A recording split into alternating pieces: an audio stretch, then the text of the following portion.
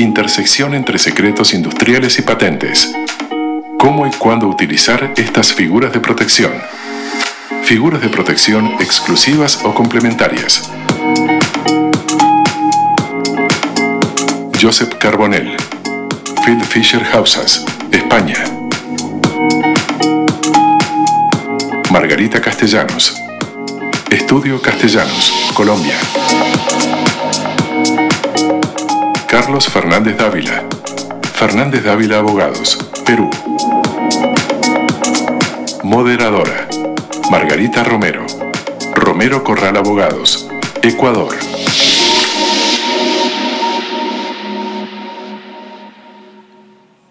Buen día con todos. Muchas gracias por estar aquí. Qué bueno que nos hayan cambiado las sillas y ahora sean sillones más cómodos. Esta es una charla con otro formato, un panel distinto. Hemos tratado de hacer algo mucho más interactivo y que además permita que la audiencia, aunque poca, pero muy importante, pueda también hacer preguntas y pueda involucrarse en esta charla jurídica que estamos teniendo aquí entre amigos.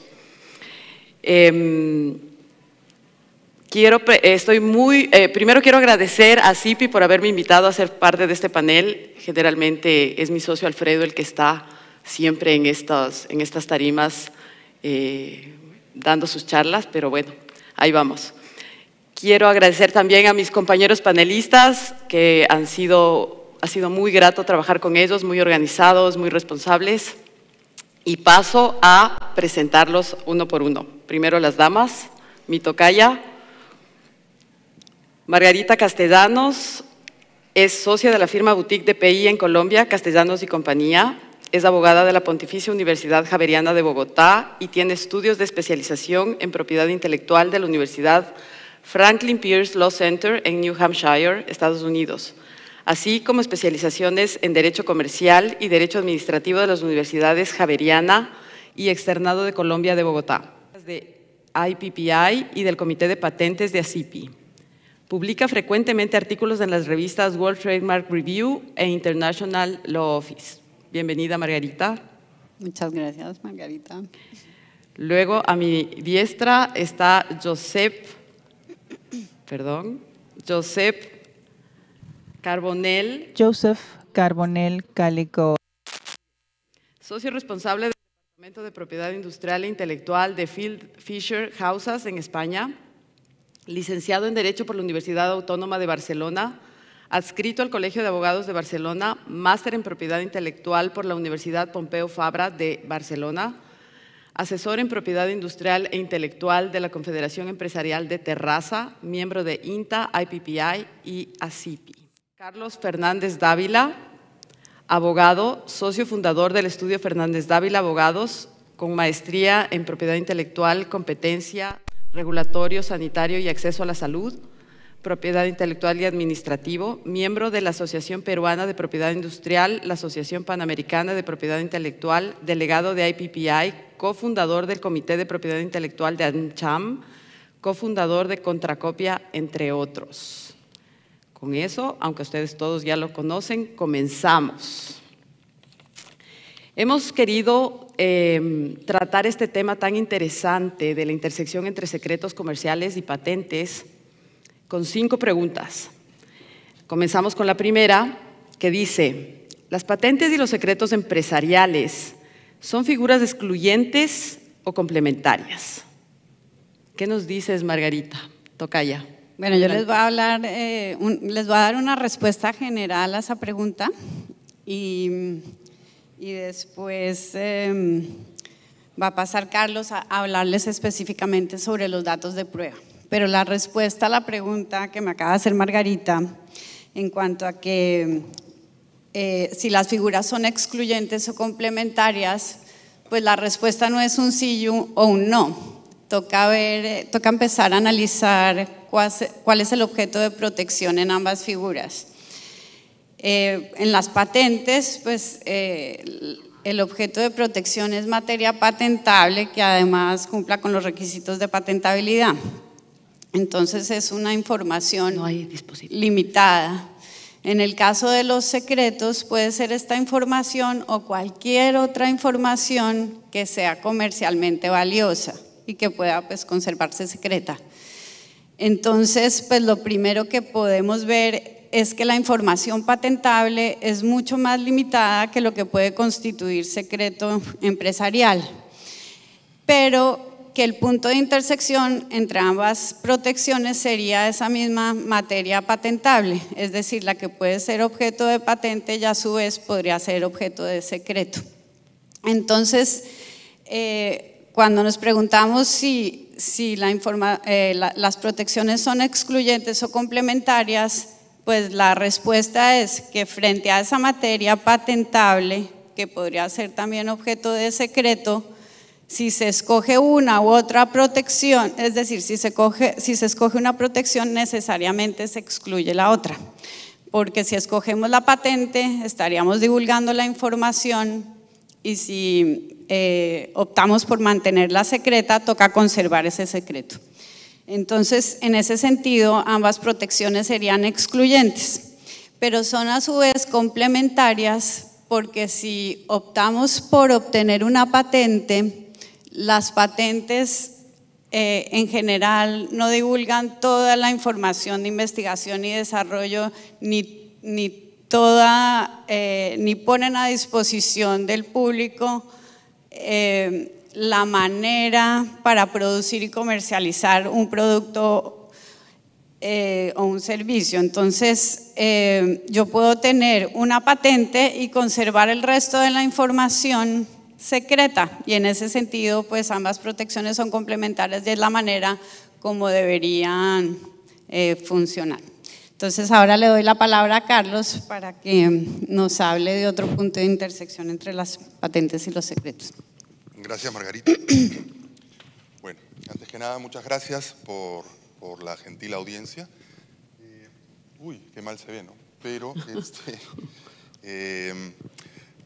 me pidieron un poco, bueno, nos pidieron al panel un poquito tratásemos de la dicotomía entre secretos y patentes, ¿no? Y en la discusión, ¿no?, con los panelistas y en la organización de cada una de las charlas llegamos a la conclusión que tal dicotomía no necesariamente existe, ¿no? Como dijo Margarita, cuando se trata de elegir cómo protegemos una materia específica, un objeto de protección, tal vez nos veamos forzados a elegir entre secreto y patente. Pero cuando pensamos más holísticamente y hablamos de proteger un producto, ¿no?, ahí vemos, y especialmente en el caso de los productos farmacéuticos, como grafico en esta pantalla, vamos a ir viendo que tenemos un gran arsenal de herramientas de protección y que muchas de ellas conviven al mismo tiempo, ¿no? Por ejemplo, bueno, la charla se llamaba Intersección entre secretos y patentes, ¿no? Cuando hablamos de productos farmacéuticos, creo que merece la pena también involucrar a la protección de datos de prueba. Estas tres protecciones sin duda se intersectan en aquello… Carlitos, ¿sí? Necesitamos que te acerques un poco. ¿No me escuchan? No, es para la grabación. Ok. Gracias, Carlos. Bueno, como les decía, estas tres protecciones que hemos graficado como conjuntos en la diapositiva se intersectan en aquella zona que aparece ahí en celeste, ¿no?, o en azul, y esencialmente en la parte confidencial que atañe a cada una de las protecciones, ¿no? Como ustedes saben, todos aquí saben, la patente es aquella protección exclusiva y territorial que te da un plazo de exclusividad de 20 años, siempre que acredites los tres elementos de novedad, nivel inventivo y aplicación industrial. Sin embargo, y de hecho, la gran virtud de la patente desde el punto de vista social es que la materia patentable se publica, ¿no? Esa es la gran virtud de la patente. Sin embargo, hay un periodo donde esta información debe mantenerse confidencial, ¿no? Este es el periodo donde creemos que la patente se intersecta con el secreto empresarial y está marcado ahí en el conjunto con azul. Luego, los secretos se protegen, claro, mientras sean secretos, obviamente, mientras tengan valor comercial por el hecho de ser secretos y mientras los titulares o controladores de los secretos hayan tomado las medidas necesarias para proteger esa secrecía y ese valor comercial, ¿no? A diferencia de las patentes, que son territoriales y de duración limitada, los secretos son extraterritoriales y de duración ilimitada, o condicionada ¿a qué? Precisamente al hecho de mantener tal secrecía. Es ahí donde nuevamente se intersectan, ¿no? Y finalmente, la protección de datos de prueba que aplica a una serie de productos limitados. En este caso me voy a referir más a los productos farmacéuticos, pero como ustedes saben, también hay protección de datos de prueba para productos biológicos, agroquímicos, ¿no? Los productos o la protección de datos de prueba, y la traemos aquí a colación porque muchas veces en la historia, desde los años 90, se vienen confundiendo primero con los secretos, inclusive en algunos casos han sido llamados extensión de un derecho de patente, erróneamente, ¿no? Entonces, es bueno ponerlos en la misma diapositiva más de una vez para comprender dónde radica la confusión, y yo creo que aquella radica precisamente en la intersección, en aquel punto azul que mostramos, ¿no? La protección de datos de prueba protege a las nuevas entidades químicas, bueno, o biológicas, no vamos a entrar en el debate. En algunas jurisdicciones la protección de datos de prueba a ciegas protege a biológicos y nuevas entidades químicas. En otras jurisdicciones se ha hecho la diferenciación, señalando que, otorgada la protección de datos de prueba, esta solamente aplica a los productos de síntesis, más no a los productos biológicos. Esa diferenciación ha sido exacerbada porque el texto del TPP, que finalmente no ratificó el gobierno de Estados Unidos, abre un capítulo de protección de datos de prueba específicamente para entidades biológicas, separándolas de las entidades químicas, ¿no? Como si las entidades biológicas no fueran entidades químicas, pero, en fin, ahí tenemos. Entonces, para simplificar, la protección de datos de prueba protege a la información de seguridad y eficacia de los productos farmacéuticos, mientras ésta no haya sido divulgada al momento de la presentación para autorización sanitaria o registro, ¿no? La protección, como en el caso de la patente y a diferencia de los secretos, es territorial y está limitada en el tiempo. En algunas jurisdicciones, como la peruana, a 5 años contados a partir del primer registro mundial, en otras 5 años contados a partir del registro en el país en que se reclama la protección, y en otras hasta 10 años, ¿no? 10, 12 años inclusive. Así que, pero lo importante es que se intersectan en todo aquello que señale que la materia a proteger es secreto o es confidencial, ¿no? Bien, Margarita. Gracias, Carlitos. Ha sido bien importante esta información de los datos de prueba dentro de nuestro panel. Pasamos a la segunda pregunta y tengo a mi derecha a Josep. Josep, ¿qué opinas y si estás de acuerdo con esta afirmación? Las patentes son la punta del iceberg en un mar de secretos industriales. ¿Qué opinas? Primero, buenos días a todos. La respuesta es sí, evidentemente, y que nada mejor que enseñarnos un iceberg. La patente es lo que vemos. La patente nos proporciona evidentemente una protección eficaz, eficiente y sobre todo erga omnes. Pero en muchas ocasiones no es lo más importante. Hay información que evidentemente o bien no conviene que sea patentada porque va a ser conocida por nuestros competidores, o bien porque no puede ser objeto de patente. Esto también lo debemos tener en cuenta porque, en definitiva, no reúne los requisitos de patentabilidad, ya sea por novedad, ya sea por actividad inventiva o por aplicación industrial.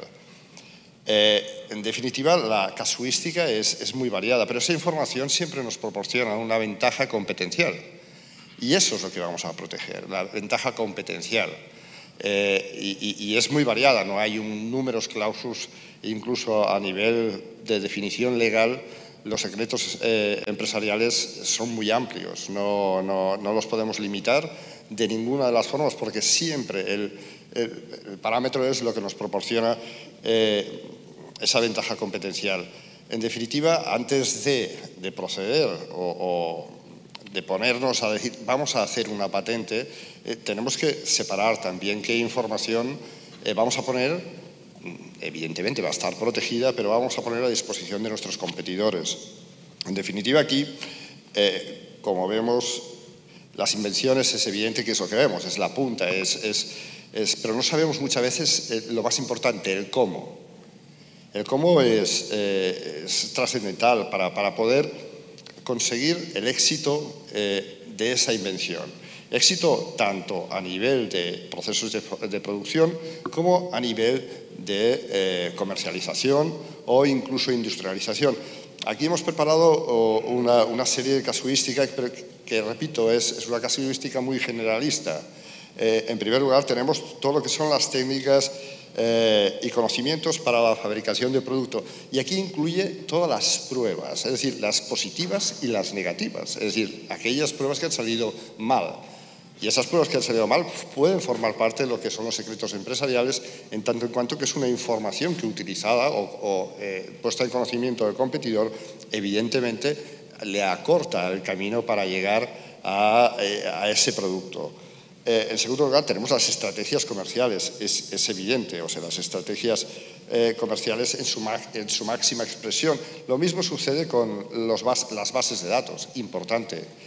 En tercer, las ubicaciones, saber dónde fabricamos o dónde tenemos previsto fabricar un producto tiene importancia desde un punto de vista de rentabilidad, como de políticas laborales, como también a nivel logístico.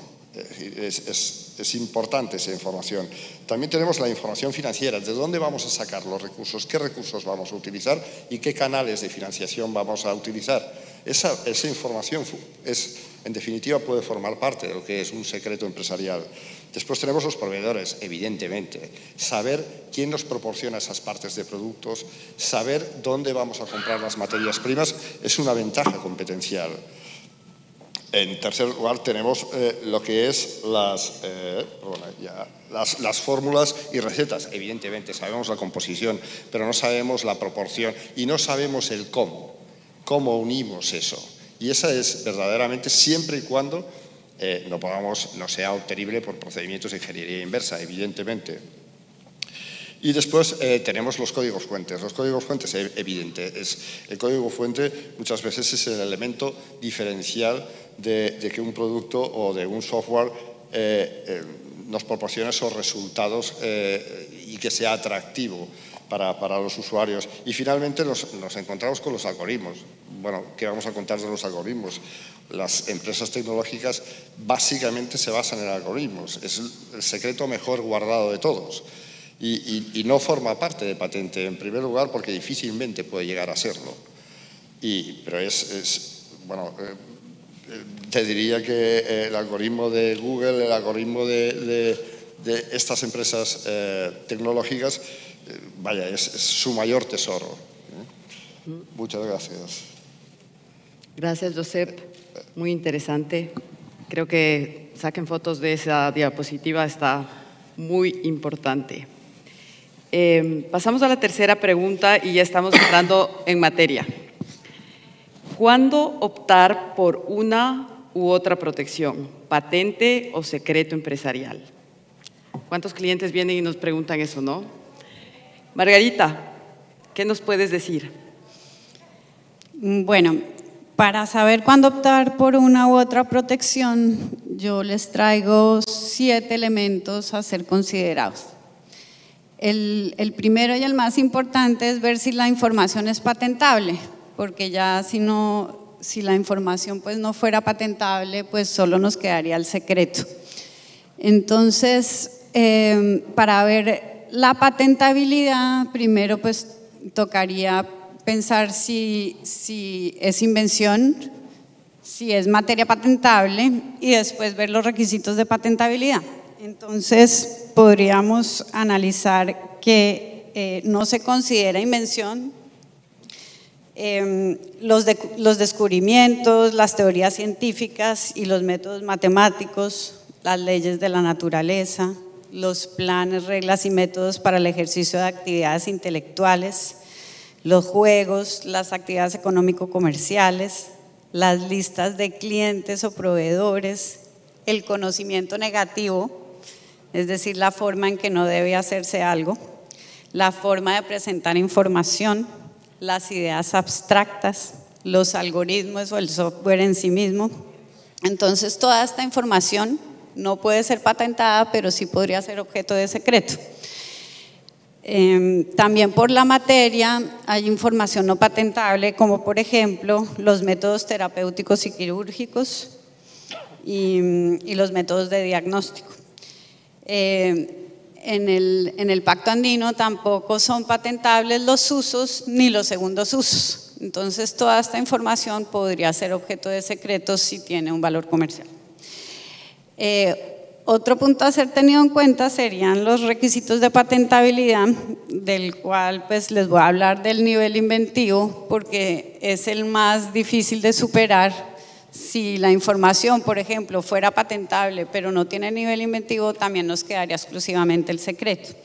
En cuanto al nivel inventivo, hay que tener en cuenta que el análisis de nivel inventivo es bastante difícil de superar, precisamente porque al presentar la solicitud de patente y divulgar la información, le abrimos la puerta al examinador para encontrar documentos del estado del arte en un análisis en retrospectiva.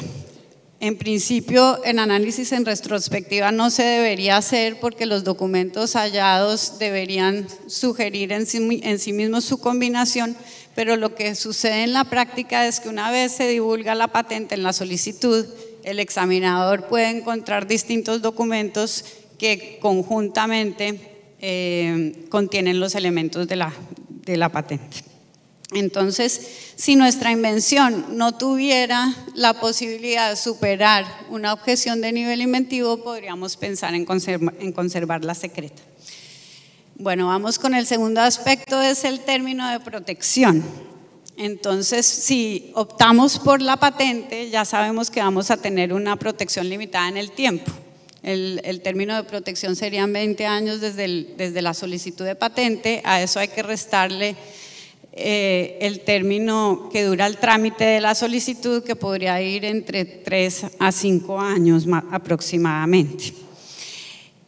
Pero sobre el término de protección también hay que tener en cuenta la obsolescencia de la invención. Si estamos, por ejemplo, con un invento que puede volverse obsoleto en poco tiempo, pues no valdría la pena obtener una patente, porque nada más con el trámite de la patente, una vez sea otorgada, podría el invento ser obsoleto. Entonces no tiene sentido gastar pues, los costos que implica una patente y el esfuerzo cuando la invención se vuelve obsoleta.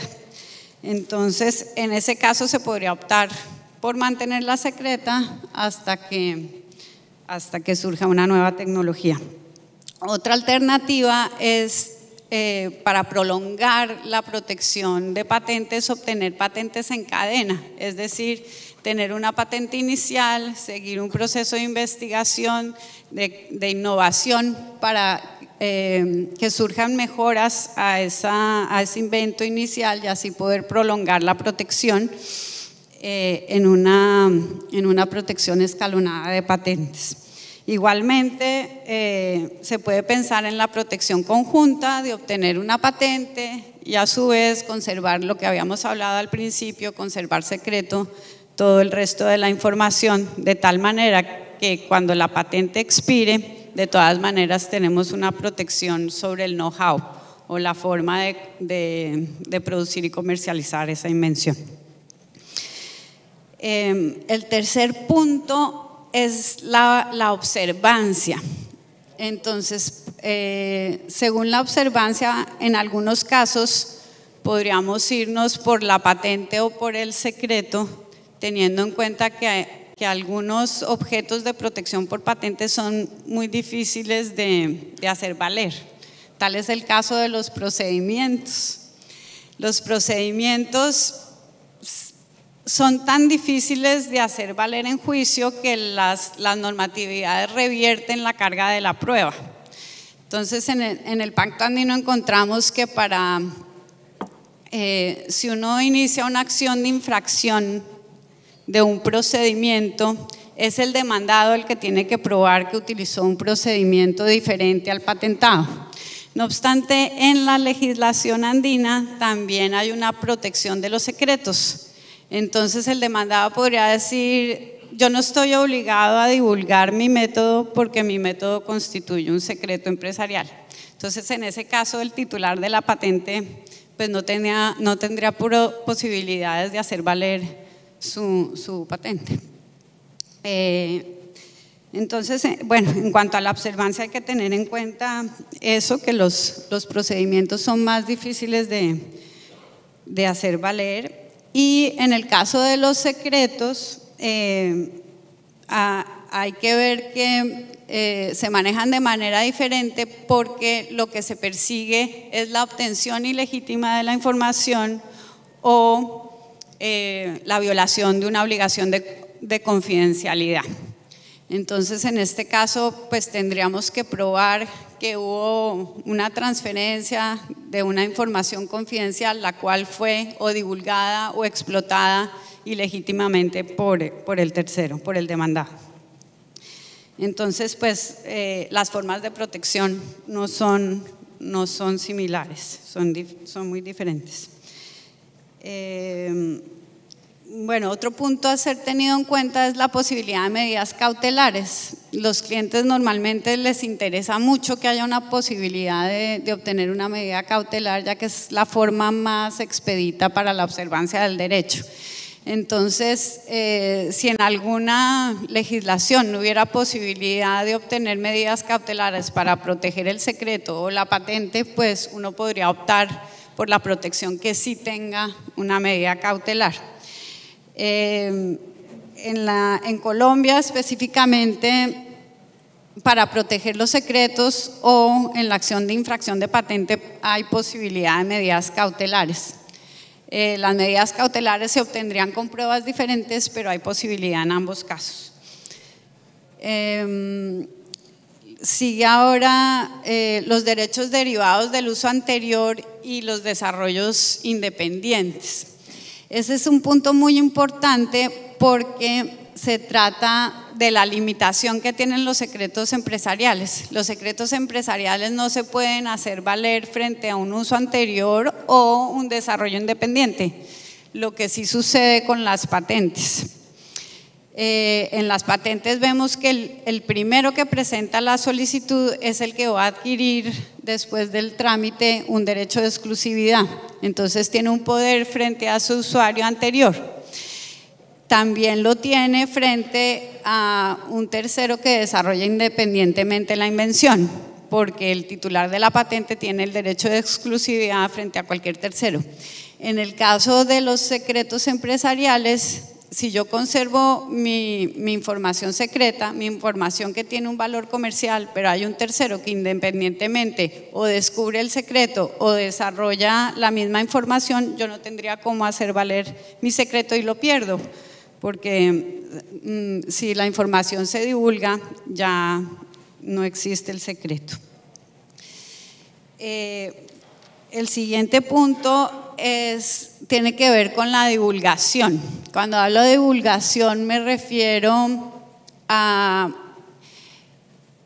que tanto los terceros con la información que en el caso de los secretos, que tanto los terceros con la información que se hace pública pueden llegar a conocer el secreto. Entonces, si yo tengo, por ejemplo, un producto que yo pongo en el mercado sobre el cual se le puede hacer ingeniería de reversa y descubrir qué elementos tiene y cómo se combinan para replicar el producto, pues la alternativa sería obtener una patente, ya que con el mero uso de la información ya los terceros podrían conocer cómo realizarla. Entonces, en ese caso, la opción sería obtener la patente, si es que la información es patentable. También en cuanto a la divulgación, hay que tener en cuenta que como las patentes necesariamente divulgan la información, ¿qué harían los terceros con esa información divulgada en la solicitud de patente? Les estoy dando la oportunidad o la ventaja a mis competidores que tienen más poder de investigación para partir de ese conocimiento que yo estoy divulgando y quitarme mi ventaja competitiva. En ese caso también sería recomendable conservar la información secreta. Es decir, toca ver hasta qué punto la divulgación de la información en mi patente me es adversa teniendo en cuenta mi capacidad de innovación y desarrollo. Y el último punto a tenerse en cuenta son los costos. Este es un punto muy importante, especialmente para las empresas pequeñas que cuando han empezado, que están empezando su negocio y que su negocio se basa en una patente, pues tienen que pensar que las patentes implican varios costos y pueden ser muy altos cuando todavía la empresa no está produciendo. Hay que ver que para obtener una patente tenemos primero que hacer una búsqueda del estado del arte, la cual trae un costo, después redactar la patente, redactarla bien, de tal manera que yo después la pueda extender a otros países, y por último tendría que tramitar la solicitud y después tendría que internacionalizar la patente, que me va a generar costos en otros países, y por último para mantenerla tengo que pagar anualidades. Entonces la opción de la patente puede no ser posible solo desde el punto de vista económico si estamos hablando de un inventor pequeño o de una empresa pequeña. Entonces en ese caso pues no tendrían más alternativa que conservar la información secreta si cumple con los requisitos para ser un secreto empresarial. Gracias, Marga. Ya volveremos contigo porque tengo un caso que me gusta mucho de Ecuador y lo analizamos luego. Carlitos, ¿qué pasa en el mundo de la farma, de tu especialidad? Claro. Cuéntanos. ¿Le das un clic para cambiar la diapositiva? Sí. Porque la parte gráfica acá es importante. Listo. Entiendo, bueno, de acá se ve pixeleada la pantalla grande, pero entiendo que sí se ve desde su perspectiva. Acá quería volver a lo que les decía al principio, ¿no? Por la dinámica de la charla, como es obvio, tenemos que enfrentar permanentemente a secretos con patentes. Sin embargo, quería aquí traerles un caso donde en realidad refleja la estrategia de protección de propiedad intelectual de un producto farmacéutico que hace uso de todas las herramientas legales, sea secretos, patentes o protección de datos de prueba, para optimizar, a un costo altísimo obviamente, ¿no? Pero para optimizar la protección. Entonces verán, en la línea superior hay una línea de tiempo que comienza en -3, -2, -1. Es en esa parte gráfico la etapa anterior a la presentación de la solicitud de patente. Luego, a partir del día 0, tenemos 20 años de protección de patente hasta el final de la línea de tiempo, ¿no? Entonces, en la estrategia de protección de un producto farmacéutico, en la primera línea, acá, ¿no?, donde dice patentes,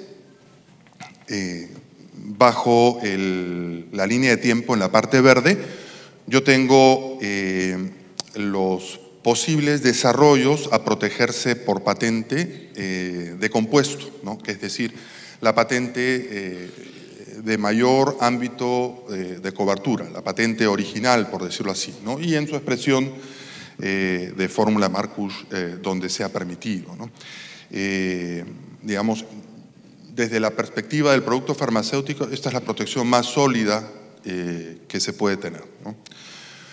Luego, en la etapa de desarrollo del producto farmacéutico se dan las oportunidades para seleccionar formas más idóneas, ¿no?, polimorfos, sales o formulaciones más idóneas para lograr la mayor seguridad, eficacia y facilidad en el proceso de fabricación, y todo eso es patentable también, especialmente también los procedimientos de síntesis o los procedimientos para formular. Y finalmente, con posterioridad al lanzamiento del producto farmacéutico al mercado, tengo oportunidades de patentamiento de métodos terapéuticos en algunas jurisdicciones y de usos y segundos usos también en la mayoría de las jurisdicciones, aunque en la Comunidad Andina no es así, ¿no? Eso es a nivel de patentes. Eso da un scope de protección bastante amplio al producto farmacéutico. Sin embargo, no queda ahí. Podemos utilizar los datos de prueba y los secretos empresariales, ¿no? En la segunda línea, datos de prueba. Obviamente los datos de prueba protegen específicamente a los estudios preclínicos en algunas jurisdicciones y clínicos en todas las jurisdicciones donde existe esta protección, con un periodo de exclusividad, ¿no? Y esa protección generalmente se da a partir del registro del producto farmacéutico, ¿no? En el año 12 o 13 más o menos, luego del cual yo puedo comercializar. Bueno, en Perú son 5 años de protección desde el primer registro mundial. En otros países se llega hasta 10 años o 12 años de protección desde que se invoca su protección en el territorio de destino. Eso hace que muchos interpreten que la protección de datos de prueba es una especie de extensión de la patente, cuando no lo es, en primerísimo orden, porque protege un objeto o una materia que no se protege por patente, ¿no? Que son los estudios clínicos para acreditar seguridad y eficacia de los productos farmacéuticos. Y por último, el tema de los secretos industriales, en la tercera línea. Como bien dijo Margarita, si mal no recuerdo, en esta etapa verde, ¿no? Tenemos en muchos casos cientos hasta miles de moléculas sintetizadas para lograr un candidato aparente, o 1 o 2 o 3 candidatos aparentes, ¿no? Estas moléculas que son seleccionadas buscando el objeto del desarrollo, que es atender, tratar una patología determinada, ¿no? Son seleccionadas con ese criterio para patentamiento, pero muchas otras que no cumplen con el criterio del target no se seleccionan para patentamiento o se derivan a otras líneas de investigación. Al ser derivadas a otras líneas de investigación, pues se mantienen en secreto, y esa es la protección idónea para estas moléculas en tanto se identifique o se las identifique como un candidato para una posible línea de desarrollo, tal vez en otra patología, ¿no? Entonces, esas moléculas que podrían ser potenciales productos farmacéuticos, por lo menos en esta etapa inicial, no se patentan, ¿no? Y podría haber muchas, de hecho las hay, que jamás se patentan, pero se guardan como secreto, bajo 7 llaves, ¿no? Luego, más adelante, tenemos la oportunidad del uso de secretos empresariales también en la etapa de desarrollo, ¿no? Especialmente para métodos de síntesis optimizados y lo que se puede proteger por patente también, ¿no? Sin embargo, puede ser muy costoso o puede no ser necesario, porque como ustedes saben, cuando yo reivindico un procedimiento de síntesis, reivindico determinados rangos, ¿no? No estoy obligado a revelar el idóneo, ¿no? Yo revelo el rango y presento mis experimentos en los extremos del rango, pero continuando con la investigación yo puedo optimizar esos rangos o inclusive encontrar el punto perfecto, ¿no? Eso yo no estoy obligado a patentarlo ni a divulgarlo, entonces es posible que lo guarde como secreto, ¿no? De hecho es frecuente que se guarde como secreto. Y obviamente, mientras estas no sean publicadas en alguna farmacopea, las técnicas analíticas, inclusive los cuadernos de laboratorio, se guardan como secretos, ¿no? Esa es una oportunidad también de explotar el secreto empresarial a nivel del producto farmacéutico. Y, por supuesto, una vez lanzado el producto, como cualquier producto, será protegible como secreto empresarial la estrategia comercial, ¿no? Los estudios de mercado, la información financiera, estructura de costos, estrategia, etcétera, ¿no? Entonces, como verán, estamos hablando de un solo producto, nuestro producto X, ¿no? Y tiene un sinfín de oportunidades de protecciones legales, un sinfín de oportunidades para facturar honorarios, sin duda, pero con esto yo les quería graficar que estas protecciones, si bien cuando hablamos de la materia a proteger o del objeto a proteger, a veces compiten entre sí, ¿no? Cuando hablamos del producto y lo enfrentamos de manera holística, podemos hacer uso de un sinfín de herramientas de protección. Margarita. Gracias, Carlos. Sí, justamente creo que una de las conclusiones anticipadas de este panel es ese. Cuando viene un cliente con un invento o un producto o un procedimiento, hay que hacer un análisis bastante extenso. Yo quería traer al panel un caso de un ecuatoriano que descubrió trabajó en un procedimiento de obtención de una crema de ozono a partir de unos aceites, aquí lo tengo. Este es el título, sí. Y Method of Obtaining and Treating Compounds from Ozonized Anciatura. Bueno, en fin, un método distinto de fabricación de una crema de ozono. Y al final, los asesores de este señor optaron por la patente, optaron por solicitar una patente de procedimiento, primero en Ecuador, luego creo que presentaron una PCT, que es el número que aparece en la pantalla, y al final lo logró en Ecuador, obtuvo la patente. Creo que en los demás países no lo logró, y al final en Ecuador ya está caducada porque no ha seguido pagando las anualidades. Pero ¿cuál es lo grave de este caso? Que el negocio y el valor comercial de este procedimiento no lo pudo rentabilizar, porque lo que hizo fue poner a exposición de todo el mundo la forma del procedimiento. Entonces, Marga, yo quería que analices tú bajo esas reglas que nos habías mencionado al inicio. ¿Qué es lo que debía haberse analizado en este caso? Gracias, Margarita. En este caso vemos claramente pues, que hay un error en la protección utilizada, porque este titular de esta patente patentó el procedimiento, pero no pudo patentar el producto obtenido por ese procedimiento.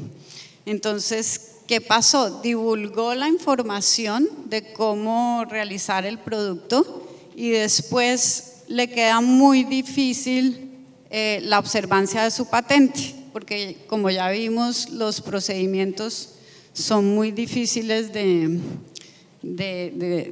ganar en un procedimiento de infracción. Entonces, por el lado de la divulgación, divulgó una información que hubiera podido conservar secreta, ya que los procedimientos son muy difíciles de ingeniería de reversa. Entonces, esa es otra de las características para optar por el secreto en lugar de la patente. Si no tiene posibilidad de ingeniería de reversa, pues lo puedo conservar secreto y así puedo conservar la información protegida mucho más allá de la duración de la patente. Entonces, el término de protección también era importante a ser tenido en cuenta, ya que si la información se mantiene secreta y se conserva secreta, la protección es indefinida. Entonces, pues ya vimos, la observancia era complicada, la divulgación, divulgó la información para sus competidores.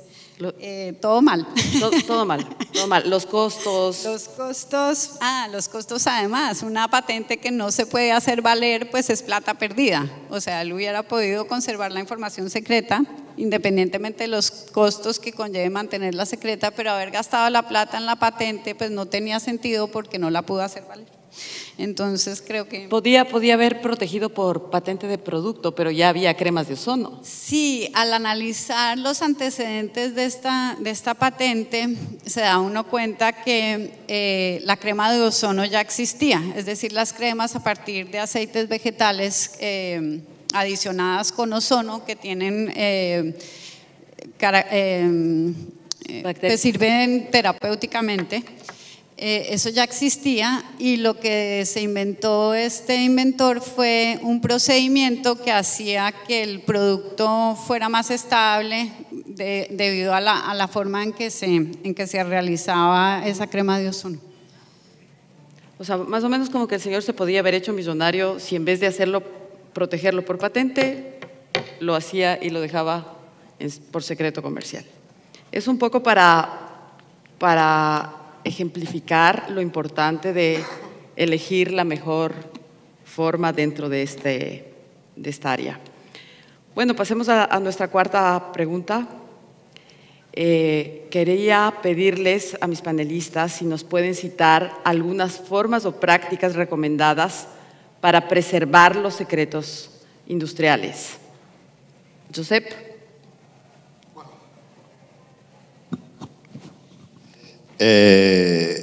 España tiene una ley de secreto que viene a regular todo lo que son los secretos empresariales. Esta ley es la ley 1/29, /19, mejor dicho, que no deja de ser la transposición de la directiva de la Unión Europea 2016/943, que a su vez viene a desarrollar el artículo 39.2 del ADBIC.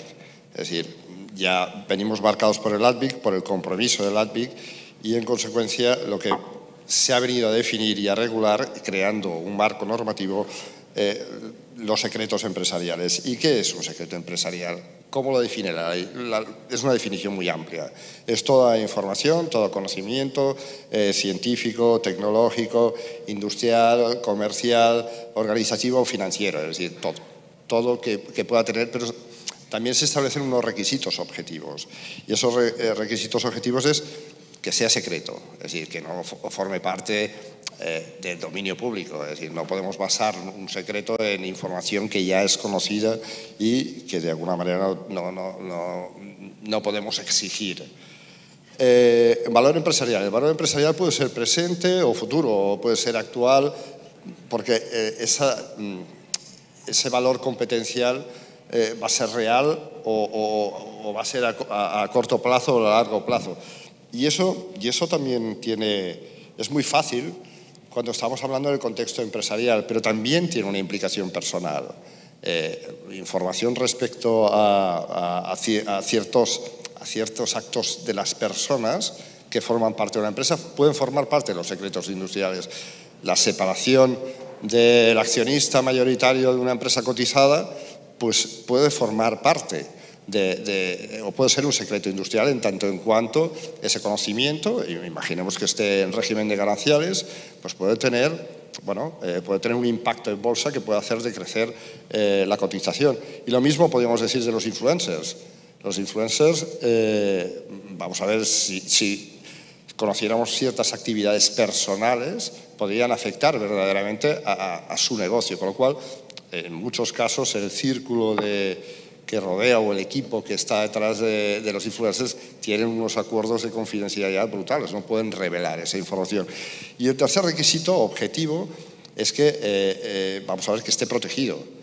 O sea, que el tenedor o el titular de esos secretos empresariales verdaderamente haya creado unos mecanismos de protección, unos accesos regulados, esa información no puede estar directamente en el servidor accesible para todos. Bueno, posiblemente, generalmente estamos hablando de círculos reducidos y sobre todo que el receptor de la misma tenga conocimiento de que está delante de un secreto empresarial y en consecuencia no lo puede revelar.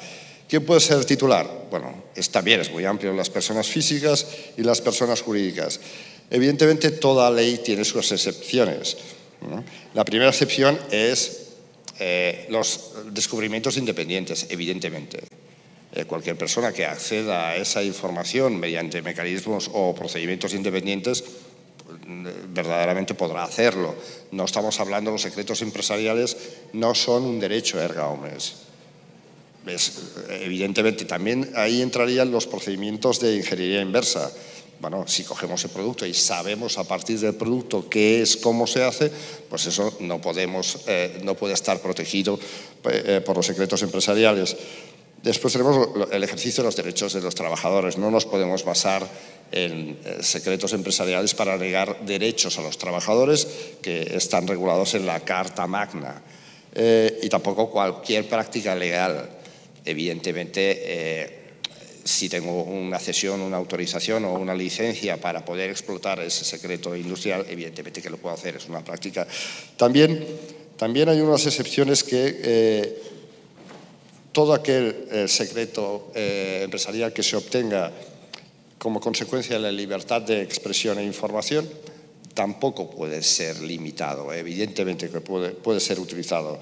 También en defensa del interés general, es decir, no nos podemos amparar en los secretos empresariales para no divulgar un acto ilícito. Es decir, como es un secreto empresarial, si se prioriza el acto ilícito, ilegal, evidentemente que no se puede amparar en secretos empresariales. Lo mismo sucede con los representantes legales. Toda aquella información de los representantes legales de los trabajadores que los trabajadores ponen a su disposición en defensa de sus intereses globales no pueden estar amparados en secretos industriales. También el interés legítimo, es decir, no nos podemos amparar en secretos empresariales para no cumplir una norma o para no acceder a una petición de una autoridad judicial competente como puede ser el juez. No podemos decir, yo no se lo puedo explicar porque es un secreto industrial.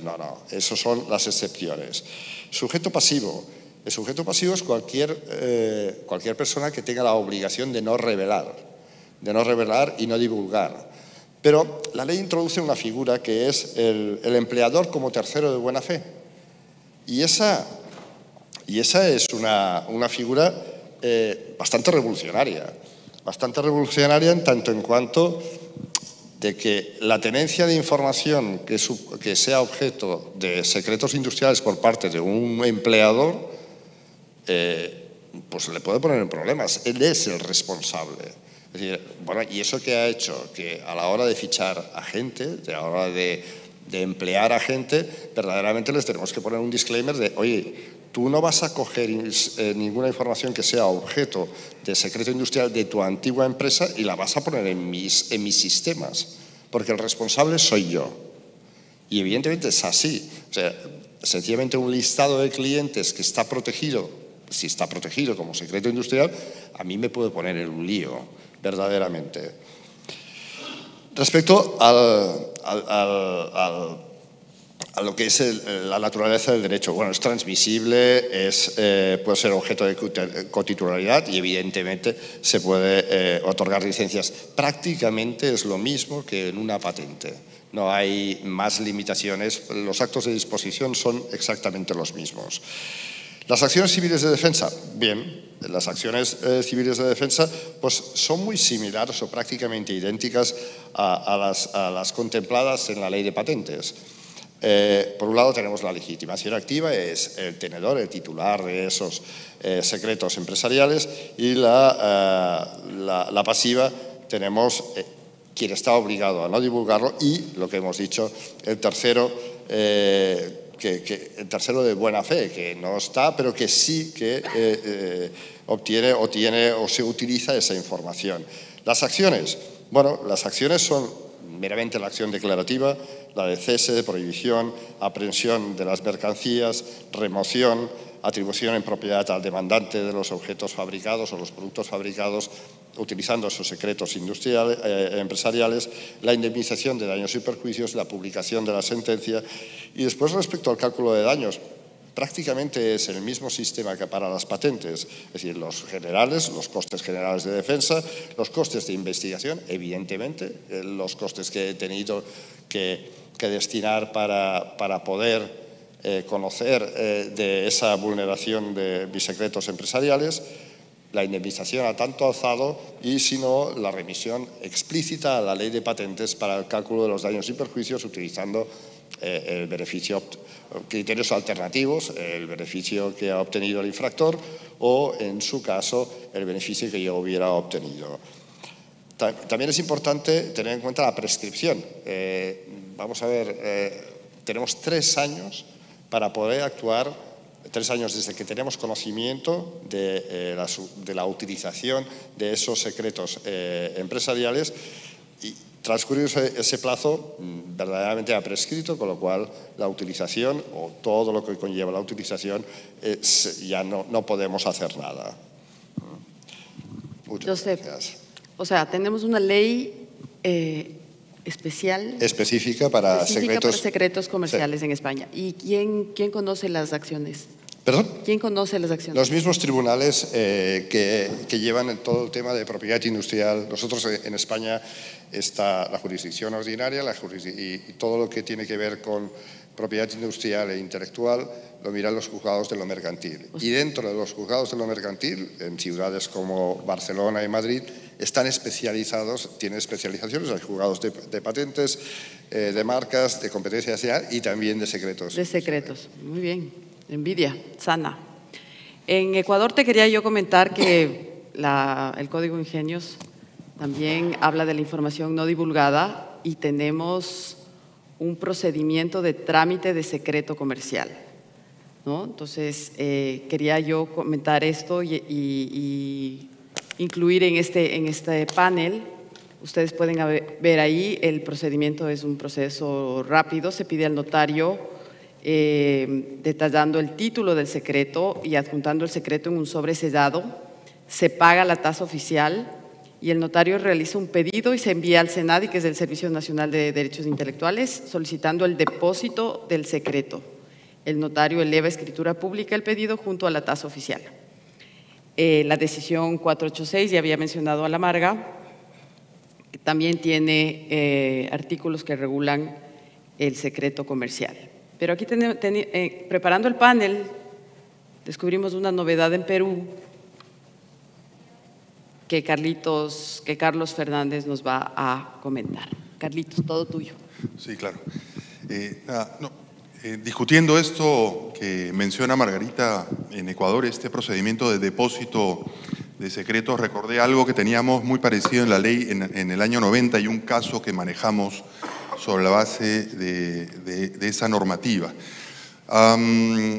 Esa normativa está derogada por la decisión 486, sin embargo, la institución está vigente porque, si bien es cierto, el artículo 127 de la Ley de Propiedad Industrial del 96, que establecía que uno podía recurrir a un notario y depositar un secreto empresarial en sobre cerrado, sellado y lacrado para que el notario lo guarde en su bóveda y en el momento en que se produzca una situación de litigio tengamos prueba plena de que el denunciante controlaba ese secreto en el momento en que lo depositó ante el notario. Entonces, básicamente, esa es la prueba que se busca, la prueba plena sobre el control de ese secreto. Bueno, eso ya fue derogado, sin embargo, por la ley del notariado es posible aún hacer ese tipo de depósitos, ya no solamente en custodia del notario, quedando en custodia del notario, sino también en custodia del controlador del secreto, ¿no? Entonces yo voy al notario con mi sobre, deposito la información dentro del sobre, el notario lo sella, lo lacra, levanto un acta y yo me lo llevo a mi casa y lo guardo para cuando me toque litigar.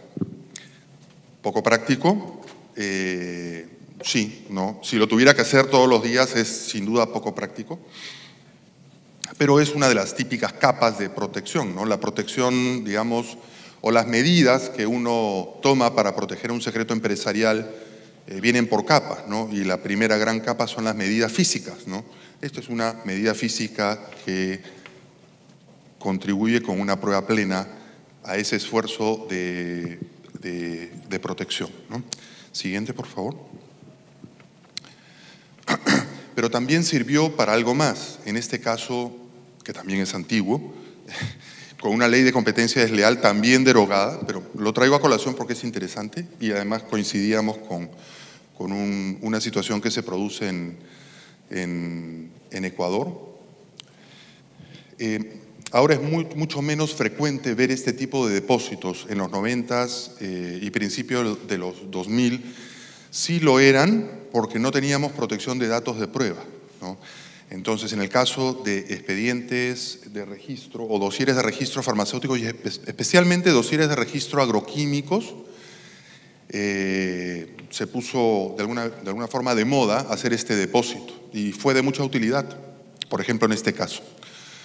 No solamente fue fácil probar la existencia de medidas para preservar la secrecía o la confidencialidad del secreto, que es uno de los escollos en litigio. Margarita bien lo graficó. Litigar, defender, hacer el enforcement de un secreto empresarial es complejo, ¿no? Es mucho más complejo, pienso yo, que el de una patente. La actividad probatoria es más intensa, más inesperada, menos cierta, ¿no? Entonces, en este caso, el depósito facilitó la prueba del esfuerzo razonable o del esfuerzo para proteger la secrecía, pero también el depósito lo que hizo fue probar que la información contenida en ese sobre era controlada en la fecha del depósito por el denunciante, ¿no? Esa prueba, que era fehaciente porque era una prueba notarial,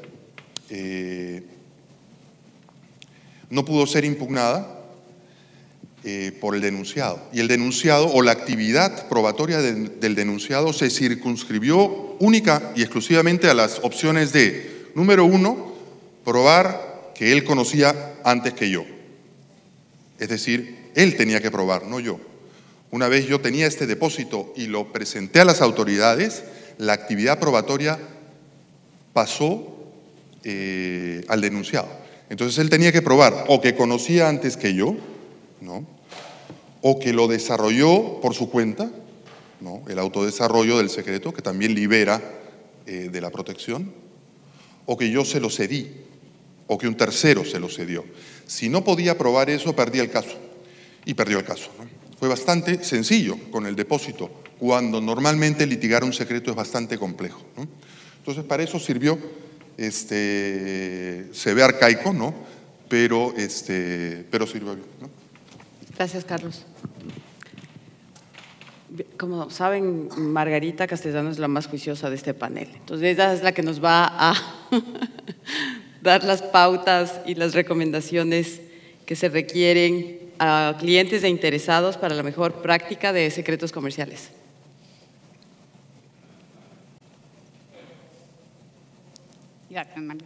Bueno, yo les voy a hablar de unas recomendaciones prácticas para mantener la información secreta.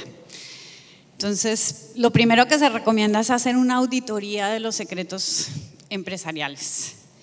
Para eso, lo que tomamos en cuenta son unas preguntas que lo que nos van a hacer ver es si tenemos o no un secreto empresarial para guardar. Entonces, lo primero que hay que preguntarse es si la información es conocida por fuera de la empresa, por quiénes y con qué alcance. Si es conocida dentro de la empresa, por quiénes y con qué alcance. ¿Qué pasos o acciones se han tomado para mantener esa información secreta? Porque yo tengo que probar por lo menos que he tomado unas medidas razonables para mantenerla secreta. Si la información representa una ventaja competitiva, si se puede medir su valor, porque para que la información se considere como un secreto empresarial debe tener un valor comercial. Entonces, ¿puedo yo determinar cuál es el valor de mi secreto? Y también hay que tener en cuenta cuánto me ha costado obtener esa información. Los recursos en tiempo, en personas, en inversiones, etcétera. Y por último, ¿qué tan difícil sería duplicar esa información con la información que se hace pública? Esto es un poquito lo que ya vimos de la divulgación. Apenas yo divulgue la información que necesariamente tengo que poner a disposición del público, ¿qué tan fácil es duplicar esa información por los terceros? Bueno, el segundo punto es las políticas. Una vez yo determino cuál es mi información confidencial, cuál es mi secreto empresarial que tiene un valor comercial, entonces tengo que establecer políticas con mis empleados.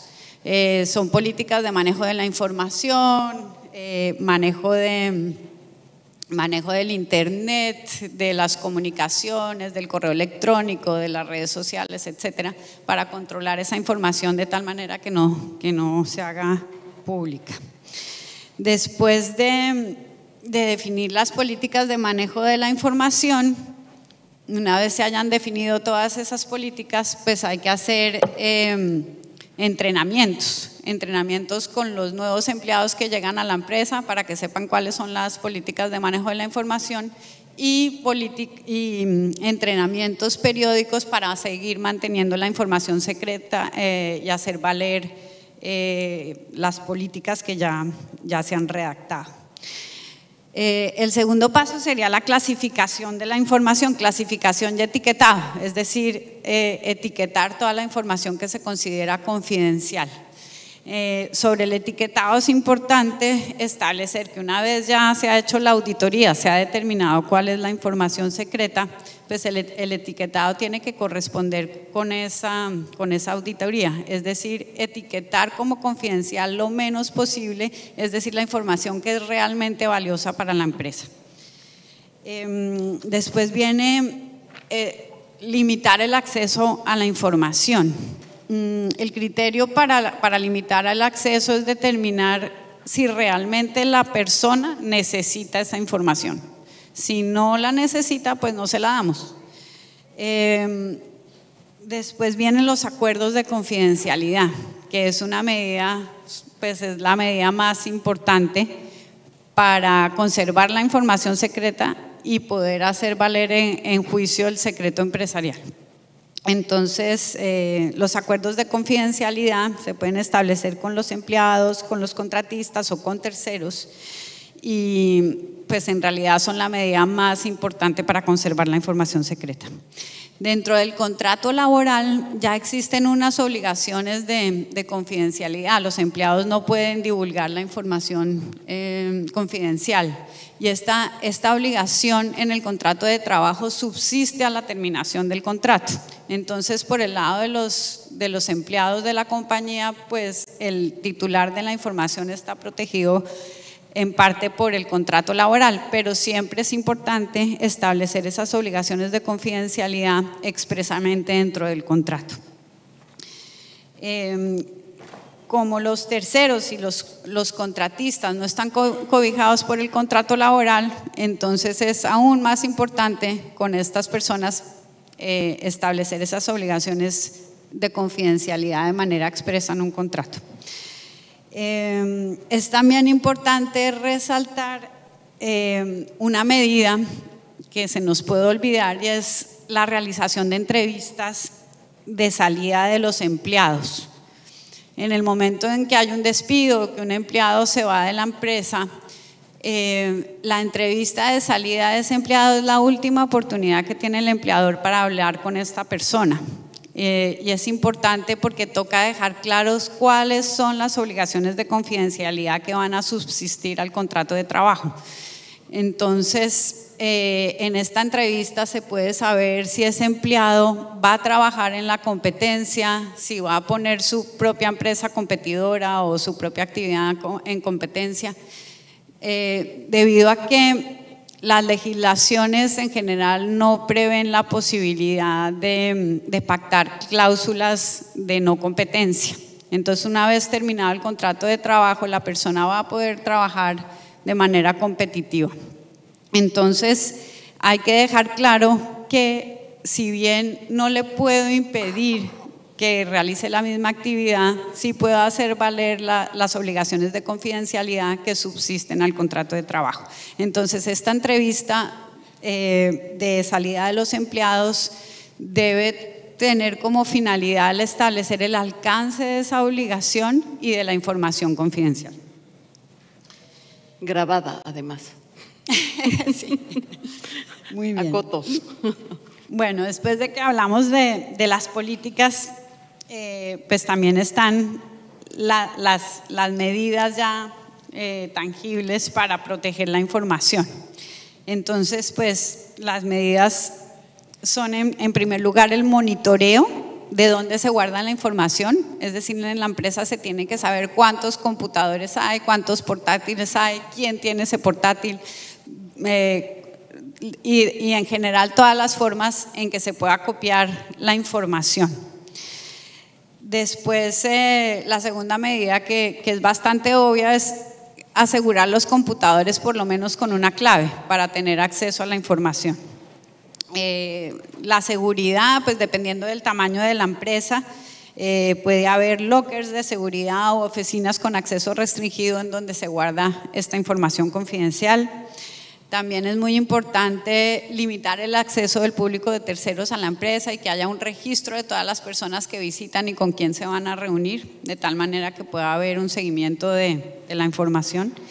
Y el último punto es tener cuidado internacionalmente. Cuando la empresa tiene relaciones internacionales y la información sale del país, pues hay que tener en cuenta que en otros países no existe la misma legislación para proteger los secretos, entonces toca tener mucho cuidado con la información que se hace, que se transfiere internacionalmente.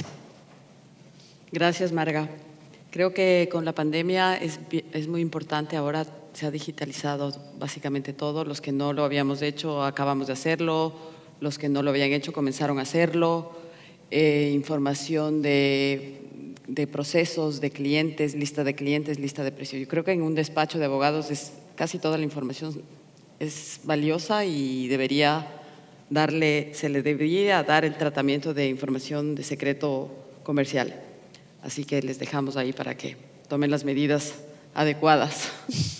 Finalmente, como última parte de este panel, hemos querido poner casos prácticos en distintas áreas para que ustedes analicen y escuchen lo que nuestros panelistas han preparado. Casos de estudio que puedan exponerse para analizar las opciones de protección de secreto comercial y de patente y la complementariedad de estas dos instituciones. Las damas primero. Tocaya.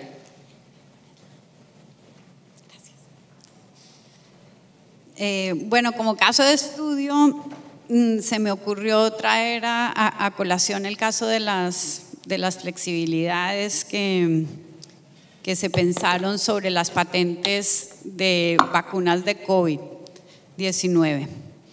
Se pensó que era importante establecer licencias obligatorias, la limitación de los derechos de patente, de tal manera que los terceros pudieran producir las vacunas para garantizar la salud mundial frente al COVID.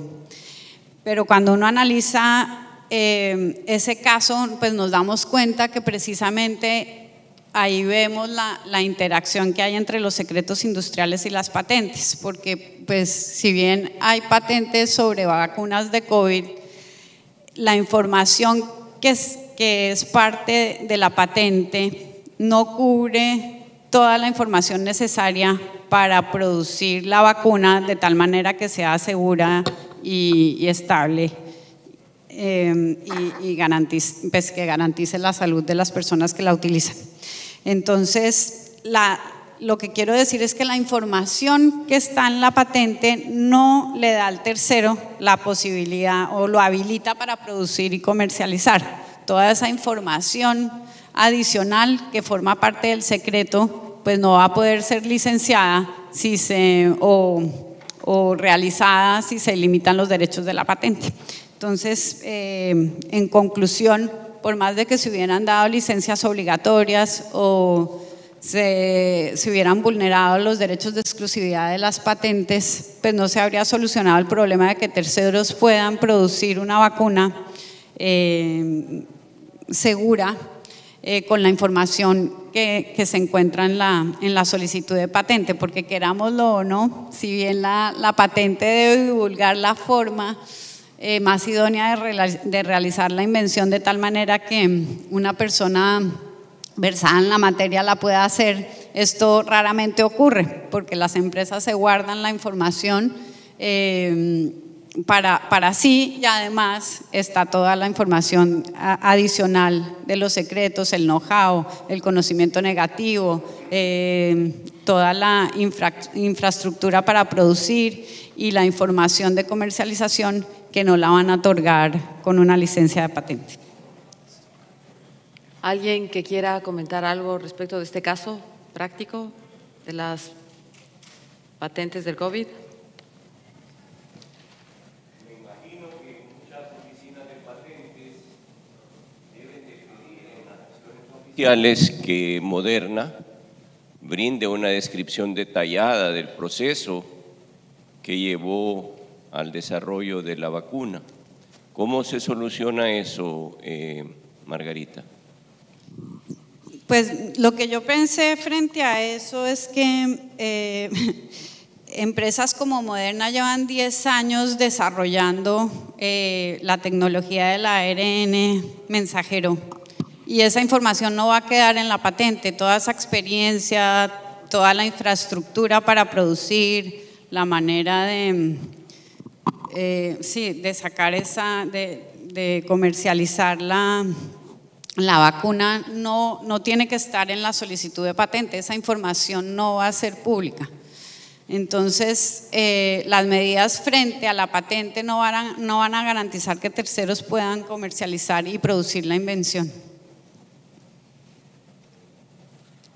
Gracias, Marga. Sí, claro. Alfredo.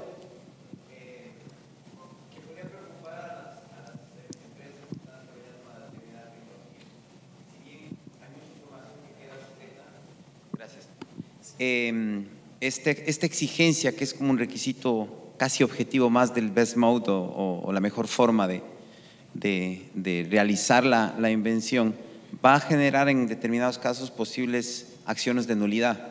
De hecho, la mayor parte, y Carlos podrá ratificarlo, en materia de patentes farmacéuticas, la mayor parte de las nulidades son precisamente por eso. Y las empresas de genéricos o empresas competidoras que buscan acercarse o aproximarse a esas innovaciones, lo hacen a través de la nulidad. ¿Cómo ve usted esta figura de la nulidad o del best mode como un peligro o como una puerta o ventana abierta para poder utilizar esa tecnología? Pues sí, en legislaciones cuando hay el best mode puede ser más complicado y podría dar lugar a una nulidad, pero de todas maneras hay información adicional que yo no tengo que divulgar. O sea, la materia prima, de dónde la saco, a quién se la compro, eso es toda esa información que no tengo que divulgar. Puede que la patente diga cómo es el procedimiento, a qué temperatura, a qué cantidades. De pronto yo sí divulgo el best mode, aunque en la legislación andina hablamos es de simplemente que un tercero versado en la materia la pueda realizar. Puede que ese tercero en un laboratorio la pueda realizar, pero que la pueda hacer a gran escala, comercializarla, tener la infraestructura, la plata para poderla producir, no es tan sencillo. Carlitos, ¿quieres complementar algo, por favor? Complementando eso, es algo que sabemos perfectamente, ¿no? Pero es el best mode al momento de presentación de la solicitud de la patente, ¿no? Y mucho del desarrollo se produce con posterioridad, ¿no? Como lo grafiqué en esa diapositiva, y hasta lo señalan con un aforismo los especialistas, ¿no? Los técnicos. En el caso de productos biotecnológicos, el proceso es el producto, ¿no? Ese proceso, de hecho, de planta a planta, del mismo producto, con las mismas especificaciones, hay variaciones, ¿no? Entonces, sí, digamos, el desarrollo del proceso, especialmente en biofármacos, no acaba con el proceso patentado, sino con muchos otros procesos de laboratorio, ya que se desarrollan a nivel industrial y sobre la misma práctica y experiencia, ¿no? En la patente quedan pues los rangos, ¿no? De los procesos iniciales, pero la parte más optimizada difícilmente llega a patentarse, pienso yo, ¿no? Se guarda como secreto. Cuéntanos tu caso práctico justamente en esta área. Sí, claro, tenía un caso. A ver, estamos mal de tiempo, ¿no? Pero estamos mal de tiempo, sí. Vamos a meterle el acelerador. No encontré un caso que pusiera en conflicto, es un caso de la vida real, no encontré un caso que pusiera en conflicto el tema de secretos y patentes, ¿no? Entonces, este es un caso típico de secretos. Lo importante de este caso es que es muy reciente, y que tiene dos conclusiones, me parecen muy interesantes.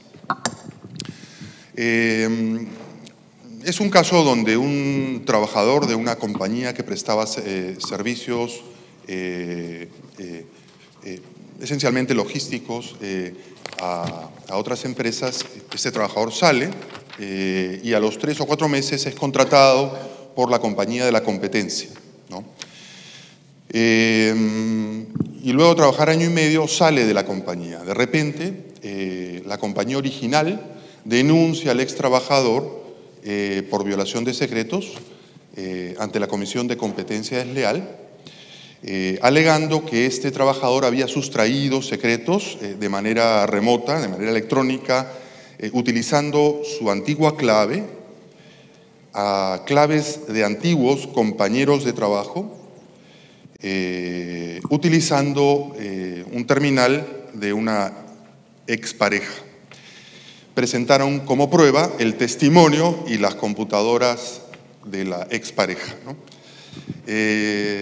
Interesante también fue que contrataron a Ernst & Young para que hiciera una auditoría forense sobre la computadora de la expareja, que determinó el lugar, ¿no? La forma y la fecha de los 3 accesos distintos que había realizado este ex trabajador a efectos de obtener esta información confidencial. Y coincidían esas fechas con la participación de la nueva compañía que lo empleaba en diversas licitaciones competitivas con la compañía original, ¿no? Interesante, ¿no? Rescatando algunas de las cosas que conversamos aquí sobre las medidas de protección que uno debe realizar para mantener la secrecía, ¿no?, de un secreto empresarial, si es que pretendemos que mantenga su protección legal. Les decía hace un rato que era por capas normalmente, ¿no? Se considera que la primera capa pues es la capa física, ¿no? Poner llaves, puertas, candados, bóvedas, notarios. Hay una segunda capa que es la capa tecnológica, ¿no? Encriptar mensajes, poner claves de acceso y demás. Y hay una tercera capa que es la capa legal, ¿no?, que con claridad expuso Margarita hace un rato, que es las cláusulas de confidencialidad, los contratos laborales y las entrevistas de salida, ¿no? Lo curioso en este caso es que en las resoluciones no se debatió la negligencia que tuvo la compañía original al no anular la clave de este ex trabajador, la negligencia que tuvo esta compañía al permitir que un trabajador de logística tuviera acceso a las claves de otros trabajadores. Eso no se debatió en el expediente, entonces no se cuestionó si la empresa había tomado las medidas. Se listaron una serie de medidas, ¿no? Las políticas laborales, las políticas de contratos laborales, las políticas de seguridad de sistemas de la compañía original, mas no se debatió esta negligencia que se observa, ¿no? Dos cosas que yo rescato de esta resolución que me parecieron muy interesantes. En primer lugar, y lo que es lógico, no forzaron a la compañía original a probar que había un secreto, ¿no? Es algo, a mí me parece la prueba diabólica en esencia, ¿no? Porque probar que algo es secreto es probar que no ha sido divulgado, es la prueba de un hecho negativo. Entonces, se asumió en abstracto por la naturaleza de la información que reclamaba la empresa original le había sido sustraída, que era información por naturaleza confidencial y en consecuencia, si se cumplían las características, merecía protección. Y de ahí analizó las características e in abstracto le dio protección y trasladó la defensa al denunciado, ¿no? O la prueba de la defensa. Lo que me pareció interesante porque resuelve mucho de los problemas que el litigio de secretos a nivel de competencia desleal trae consigo. Y lo otro, que era una de las defensas de la segunda empresa, era: yo no sabía, ¿no?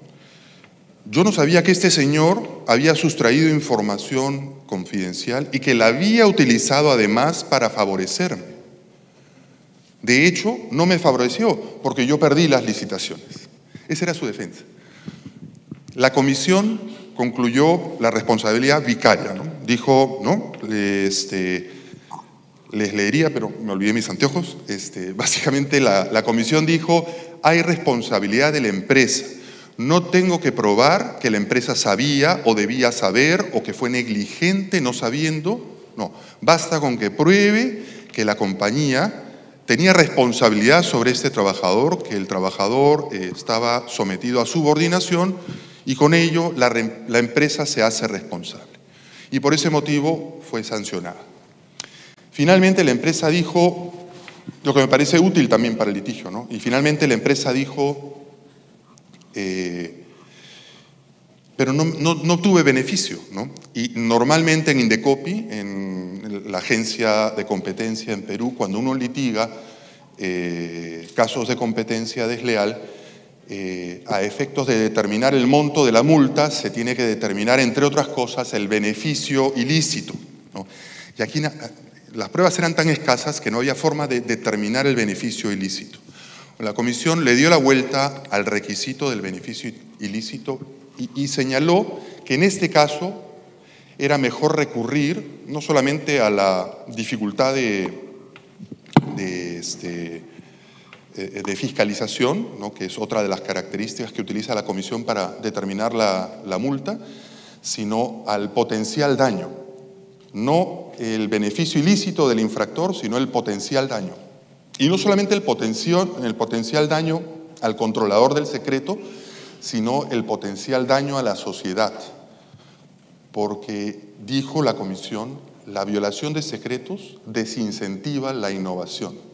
Entonces, cuando yo no sanciono ejemplarmente la violación de un secreto, yo estoy castigando a la innovación. Y eso es lo que quería rescatar de esta resolución, que me pareció muy, muy interesante. Gracias, Carlitos.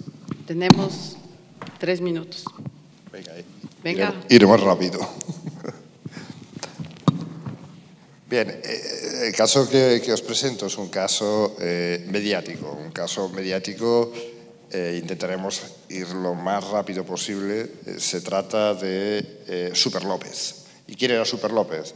Pues Super López era un vasco, un ingeniero vasco, que por aquellas de las circunstancias entró en una multinacional, General Motors, y fue alcanzando puestos de gran responsabilidad. ¿Y cuál era su mérito? Su mérito era crear sistemas y organización para la producción de automóviles.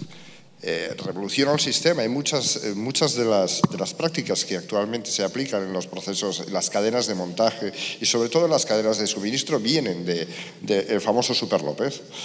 Este Super López era una figura clave en General Motors y tenía mucho poder hasta el punto de que, si bien a nivel de jerarquía ocupaba el puesto 27, a nivel práctico era el número 2. ¿Y eso qué generó? Eso generó, pues, bueno, que de alguna manera se cansó de las luchas políticas en General Motors. También su mujer, ¿no?, se acostumbró a vivir en Detroit, quería volver a Europa.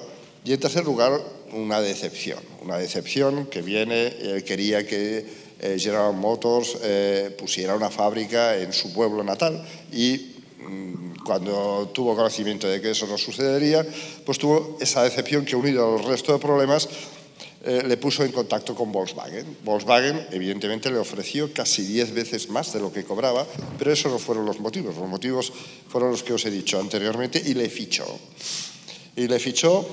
Estamos hablando del año 93, y verdaderamente él había conseguido que General Motors estuviera en números verdes y pasara de estar en números rojos, y lo mismo iba a replicar lo mismo en Volkswagen. Fue demandado por General Motors por espionaje industrial. Vale, está siguiendo. Sí. Espionaje industrial y sustracción de documentos. ¿Y qué sustrajo?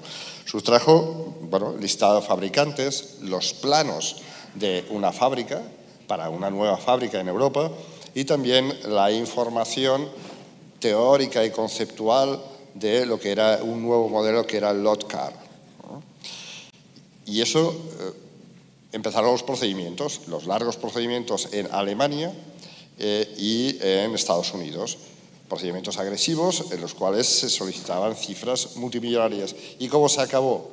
Se acabó con un acuerdo. ¿Y qué acuerdo? Y ese acuerdo que vino a reflejar, pues bueno, primero Volkswagen pagó una indemnización de $100 millones a General Motors. En segundo lugar, ese acuerdo incluía la dimisión de Super López. General Motors exigió la salida inmediata, que estábamos hablando ya del 97, de Super López, y finalmente el compromiso de Volkswagen de adquirir suministros a General Motors por valor de $1.000 millones, cuando verdaderamente hasta esa época era al revés. Quien suministraba era Volkswagen a General Motors y no General Motors a Volkswagen, con lo cual, ¿cuál es la conclusión? Que los secretos industriales, la revelación de secretos industriales tiene consecuencias, y tiene consecuencias importantes. Y pues muchísimas gracias, ¿no? Me he quedado a cuadros con estas cifras. Sí, sí. Bueno, muchas gracias. Carlos quería comentarnos algo de esta protección mediante secretos empresariales del Indecopi. Sí, ya no nos queda tiempo, así que solamente recomendarles esta lectura. Es interesante, es una guía de protección de secretos empresariales. Tiene un capítulo dentro de la guía donde se establece la dicotomía entre patentes y secretos, cuándo elegir cada uno, e inclusive tiene un inefable árbol de decisiones. No voy a detenerme aquí, pero es muy útil cuando uno lo lee en casa tranquilo, ¿no? Para una presentación no va, ¿no? Pero se los recomiendo, es buena lectura. Para una noche de insomnio, se los recomiendo. Bueno, muchas gracias. No sé si hay preguntas del público, alguien que quiera preguntar. Fabricio.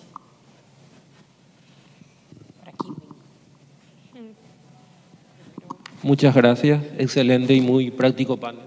Mi pregunta va a ustedes, a cualquiera, en el sentido de qué tanto recomiendan a sus clientes el uso de registros digitales, ya sean públicos o privados, para preconstitución de pruebas de los secretos comerciales.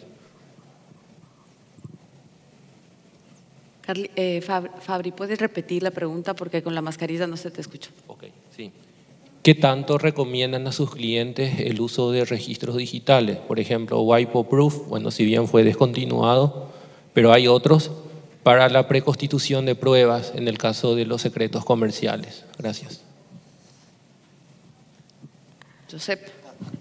A ver, todo procedimiento que lo que tenga que ver es asegurar o definir ese objeto es válido, es decir, tanto vía notarios, incluso en muchas ocasiones se ha utilizado registros en propiedad intelectual haciéndose pasar por una obra literaria, cuando el contenido verdaderamente es una explicación de secreto empresarial.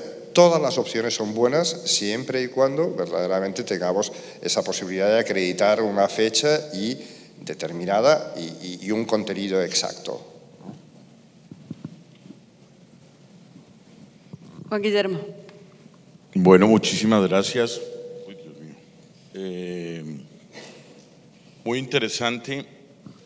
Hay efectos de revisar la aproximación, por ejemplo, con clientes locales, que definitivamente en países como los nuestros tienen dinámicas diferentes, son pequeñas empresas o son inventores o innovadores específicos con recursos limitados, etcétera. Esa parte de los costos, Carlos, tú hablabas de que hay varias capas, se determinaron las características generales y también mencionaste el litigio. Entonces, esa premisa inicial de que de pronto las patentes y su protección pueden ser mecanismos muy costosos, ¿cómo conciliarla con eso que también puede eventualmente en materia de secretos, más allá del trámite de notarización eventual o probatorio específico, puede conllevar una cantidad de medidas muy costosas, y el enforcement y el litigio pueden también ser muchísimo más costosos? ¿Cómo conciliar eso Y en últimas, entonces, ¿hacia dónde se inclina la balanza para ese tipo de cliente específico? Al fin, la patente ya no resultó tan cara comparado con esto otro. ¿Cómo es la aproximación? ¿Cómo lo has visto? Gracias, Juan Guillermo, por la pregunta.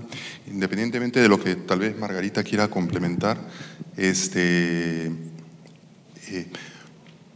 a ver, va a depender mucho de la jurisdicción, ¿no? Hay jurisdicciones donde litigar secretos es más fácil que en otras. Hay jurisdicciones donde litigar secretos es casi imposible, o sea, vas con un caso perdido. Hay jurisdicciones donde litigar patentes es muy difícil también, y hay otras donde litigar patentes es muy sencillo, ¿no? En mi experiencia personal es difícil generalizar, ¿no? Pero siempre hay que tener la aproximación costo-beneficio, ¿no? Va a depender del interés del cliente en concreto, ¿no? Muchas veces la balanza se ha inclinado, si bien es cierto, patentar es costoso, ¿no? No solo en Perú, sino en otros países, y además, como es un derecho territorial, tengo que recurrir a varios países con los potenciales mercados para patentar allí. Sin embargo, a veces el cliente lo que busca es precisamente tener un título que pueda primero, publicitar, y con el secreto no tienes toda esa libertad, ¿no? Y luego vender, ¿no? Muchas veces en nuestros países el inventor es eso, es un inventor, un científico, que básicamente pasa el 80% de su tiempo en la universidad, entonces no tiene las espaldas comerciales para poder marketear o mercadear un producto. Entonces el interés de este inventor es vender su invención. Desde esa perspectiva yo prefiero una solicitud de patente en trámite, ¿no? Claro, patentar y terminar de patentar es costoso, pero como tú bien lo has identificado, ¿no? Proteger un secreto a lo largo del tiempo puede ser muy costoso también. Compañías, en el ejemplo que les mencionaba hace un rato, compañías como Sodexo que tienen prácticas internacionales de protección de sus secretos, ¿no? Yo les hice notar que habían tenido una falencia catastrófica que les hubiera podido llevar a perder el caso si es que la otra parte lo puntualizaba, ¿no? Que es que dejaron partir a un trabajador y no le quitaron su clave o no anularon su clave de acceso a la intranet, ¿no? Entonces, mantener un secreto es costoso también, ¿no? De repente no tiene un costo inicial, pero un costo en el largo plazo que, dependiendo de la industria y dependiendo de la situación, sea mayor. Entonces, yo pienso que a priori no podría decirte, mira, yo prefiero esto o prefiero lo otro. Yo pienso que sí. En cada caso hay que reflexionar y ver la situación del cliente y las expectativas del cliente. Si me obligas a generalizar, yo prefiero una patente chiquita a un gran secreto, sin duda, ¿no? En fin. Bueno, no tenemos más tiempo. Les agradecemos muchísimo por su presencia, por sus preguntas, su atención. Gracias a Josep, Margarita, Carlos. Ha sido un gusto. Gracias a CIPI y nos vemos pronto. Nos seguimos viendo. Gracias.